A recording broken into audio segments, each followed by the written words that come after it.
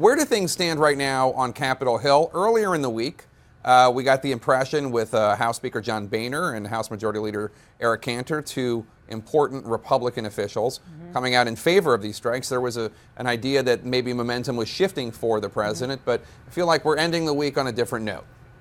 Stalled. Very different note. I will just kind of answer that question by telling you what one senior congressional source who has access to their internal whip count, if you will, the count of where the heads are right now.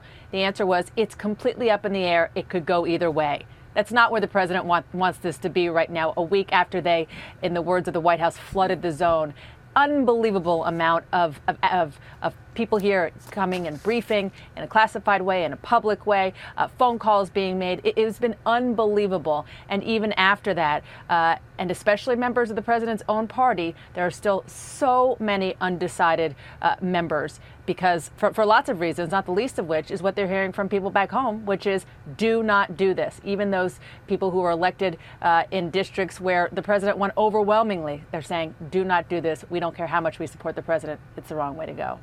David Gergen, what would you have advised the president to have done to have created a more favorable terrain? Obviously, 1 week ago today, he decided he wanted to bring Congress in. That was a big shock to a lot of people in Congress, a big shock to members of his own national security team. How could he have played this differently?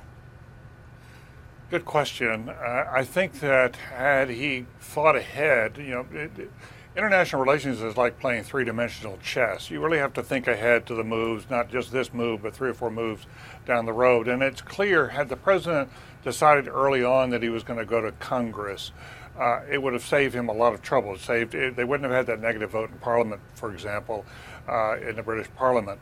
But more importantly, the public would have understood this was going to come to a head. The members of Congress would have understood, and they could have made their arguments in a longer-term way. And now I think if you look at it, to go back to Dana's point, members are still undecided because they want to see the president commit the country before they commit the Congress. They want to see the president bring the country around. And right now, the Gallup poll, the most recent poll just came out today, shows that support for intervention is 51 against, 36 for, the lowest support for intervention anything Gallup has polled in over 20 years.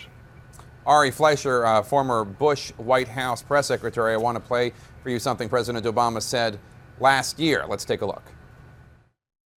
For us to take military action unilaterally, as some have suggested, or to think that somehow there is some simple solution, I think is a mistake. The White House obviously will say that the use of chemical weapons changed the equation. What's your view on how the White House has been talking to the public and to the media and to Congress about this red line, the use of chemical weapons? Well, the fatal flaw was I don't know that the president really meant it when he called it a red line in the first place. It was at a news conference. It was an impromptu statement. The New York Times, of course, reported that his staff was surprised that he said it and called it a red line, and that put the White House into a bit of a scramble. I think that was from the beginning the problem. The president put himself out on a limb, and now he's finding he wants to jump off the limb, so he's asking somebody to potentially saw it off so he won't have to jump. That's the problem. I'm supporting him, Jake, because it doesn't matter if he bumbled his way into this. When any president of the United States, regardless of party, commits America to an action, the country should support the president. I support the president because if we don't, the risk abroad from our adversaries and from Iran in this instance and Russia and Hezbollah is severe. What good is a presidential speech? What good is a presidential statement calling for deterrence or containment, or we won't let Iran get a nuclear weapon if his word has no value? The president's word when it comes to drawing red lines must have explicit value, and I'll support the president in this because of that bigger American point of view.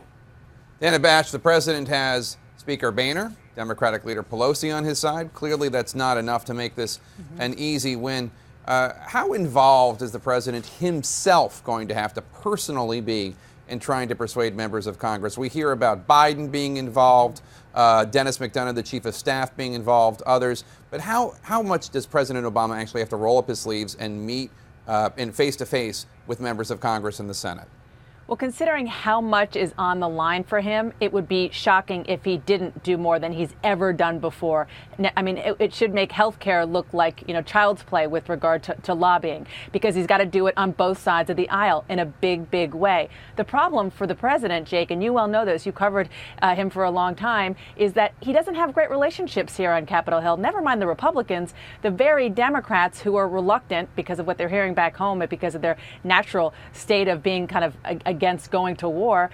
They also don't feel all that love from the president, hadn't for years. So he doesn't have a huge reservoir, maybe not the kind you would expect him to have, even with his own party. That's problem number one. Problem number two is that so many members of Congress who I've talked to, again, let's just focus on Democrats, are saying that, yes, giving the president a win is a factor, but the bigger factors are the two things that matter the most: what their constituents are saying and what they believe is really the right thing to do. Because I know Ari doesn't want to hear this, and it's almost cliche at this point. The decision that so many members made to go ahead and authorize force in Iraq, and the fact that they basically had egg on their face from their perspective, is really influencing this in a big way, and it's because of trust. Not that they don't trust this president, they don't trust the fact that this could spin out of control, even if the president doesn't want it to. We only have about 45 seconds left. Go ahead. Say what you want to say. I accept that, and I think that's exactly valid. I mean, people always base what they do now on based on what happened in history, and Iraq did not go as it was hoped for or planned. So I think that's a valid consideration. On the Republican side, Republicans look at things like Benghazi and say, can we trust this president to carry it out well, to do it right? Or is it going to be so symbolic just so we don't get mocked that there's no point in risking our military? It works in both directions, and Dana's right. The president does have a big credibility problem on the Hill. Very quickly, David, go ahead, yeah, David. There are a lot of new members who come in. I actually share Ari's point of view that the Congress ought to pass this, but I must tell you, there is not the confidence that the president has a firm grip on getting here and where he's going. And that is also a problem for him he's got to deal with on Tuesday night.